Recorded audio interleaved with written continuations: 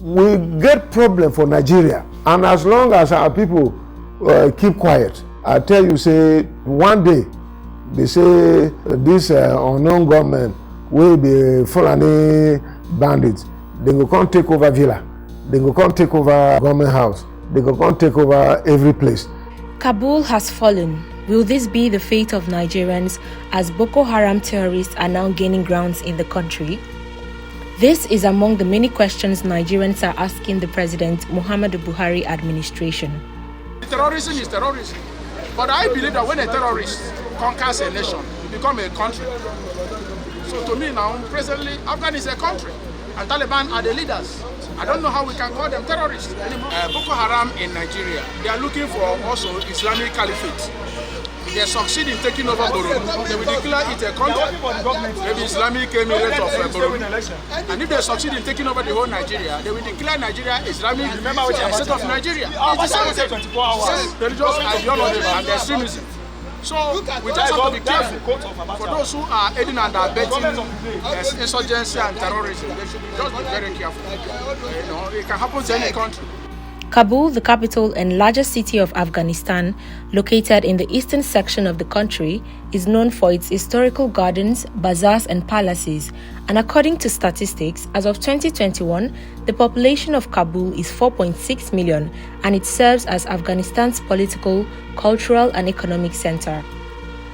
There was relative peace until a civil war broke out in the 1990s between various rebel groups, which led to the loss of lives and properties in the city. From 2001, the city was occupied by a coalition of forces, including the North Atlantic Treaty Organization, until August 2021, when Kabul was seized by Taliban fighters. Prior to the attack which brought Kabul down, the Taliban had continually captured territories, threatening government-controlled urban areas and seizing several border crossings, despite ongoing talks with the Afghanistan government. They attacked the Afghanistan National Defense and Security Forces base and outposts. This is relative to what is currently happening in Nigeria, as Boko Haram and ISWAP fighters have begun conquering some parts of Nigeria. In early August, the Taliban began direct assaults on multiple urban areas, including Kandahar in the south and Herat in the west. On August 6, 2021, the Taliban captured the capital of Southern Nimruz province, the first provincial capital to fall. After that, provincial capitals began to fall in rapid succession. Within days, the Taliban captured more than 10 other capitals, including Mazar-e-Sharif in the north and Jalalabad in the east, leaving Kabul the only major urban area under government control. On August 15, 2021, Taliban fighters entered the capital, causing Afghan President Ashraf Ghani to flee the country and the Afghan government to collapse. Later that day, the Taliban announced they had entered the presidential palace, taken control of the city and were establishing checkpoints to maintain security.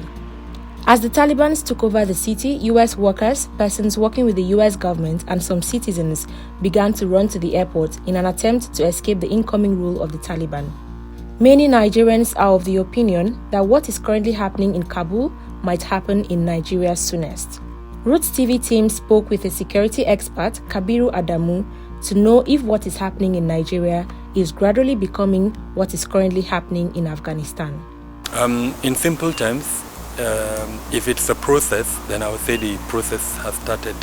And that means if we do not stop it and reverse the direction of this process, then it could happen.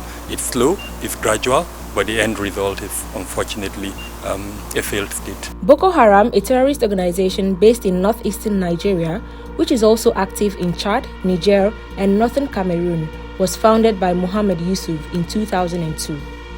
The group was led by Abubakar Shekau from 2009 until his death in 2021. It formally aligned itself with the Islamic State of Iraq and the Levant. In 2016, the group split, which resulted in the emergence of a hostile faction known as the Islamic State of West Africa Province.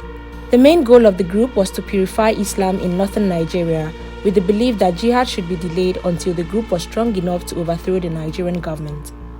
The group is also known for its brutality, and since its insurgency started in 2009, Boko Haram has killed tens of thousands of people in attacks against the police, armed forces, and civilians. It has also displaced over 2.3 million people from their homes and has contributed to the regional food crisis and famines across the country, as farmers are scared to go to their farms so as not to be killed or kidnapped. The insurgent group has gradually moved from Borno to neighboring states, maiming innocent people, destroying farms and properties worth millions of naira.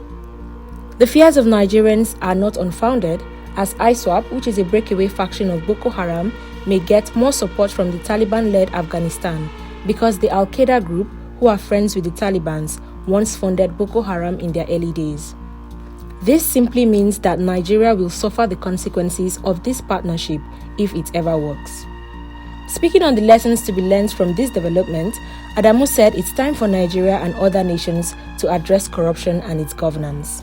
Address corruption. There is no bigger lesson in Afghanistan than addressing corruption by both the US government and by the Afghan government. The US spent billions of dollars in an attempt to upgrade the military infrastructure in Afghanistan. What is the result? The result is that in less than how many days the Taliban was able to take over. So clearly there needs to be an audit to find out where that money went to. There needs to be an audit to find out why the capability of the Afghan forces was so weak that they could not withstand the Taliban. In terms of numbers, I think what the last I checked, it was a ratio of about 5 to 1 in terms of the number of Afghan forces to the Taliban forces. So the only difference between what the Afghan had and the Taliban had and the Afghan forces is their will to fight. Clearly, the Afghan forces didn't have a will to fight. So, corruption, I think, needs to be addressed, and that for me is the lesson from Afghanistan and in Nigeria and several other countries in Africa. And in talking about that, it's really about good governance and bad governance. If we can address the issues of bad governance, then hopefully we can improve on a lot of these things that are affecting us as a country and in fact as a continent.